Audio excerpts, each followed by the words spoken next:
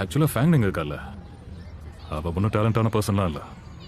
இன்னைக்கு அவளுக்கு ரிசல்ட் வேற வரப்போகுது. இதை வச்சு தான் அடுத்த கட்டத்தை முடிவு பண்ணவே முடியும். அவள் அழகா இருக்கான்றதுக்காக தான் விரும்புறீங்கன்னா அதுதான் உண்மைன்னா சரி. அவள் ஒரு நார்மல் பொண்ணு மாதிரியே நடந்துக்க மாட்டா. இதுல ரெகுலேஷன்ஸ் எதுவும் கிடையாது. ஒரு பொண்ணு எப்படி இருக்கணும்னு யார் சொல்றது? அதே போல ஆணுக்கும் கிடையாது தானே. அப்போ ஃபேங் நீங்க எப்படி இருக்கான்னு சொல்லுங்க. அவகிட்ட எனக்கு பிடிச்சதும் அதே தான். ஏன்னா சில சமயங்கள்ல அவ பண்றதெல்லாம் பார்க்கும்போது அரகண்டா தெரியலாம், சம்பந்தமே இல்லாம கோவப்படுவா. அது இன்னொரு பக்கம் பாத்தீங்கன்னா மேவரிக்கா இருப்பா. இந்த உலகத்துல இருக்கிற யாராலையுமே அவளை புரிஞ்சுக்க முடியாது.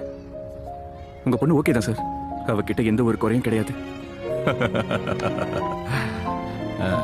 லிங்க்ராய், அவளுக்கு ஏன் உன்னை பிடிச்சிருக்குன்னு எனக்கு எப்போ புரியுது. சீக்கிரமே கல்யாணம் பண்ணணும்னு நினைக்கிறியா? ஆமா, உனக்கு அதுல எந்த பிரச்சனையும் இல்லைல்ல.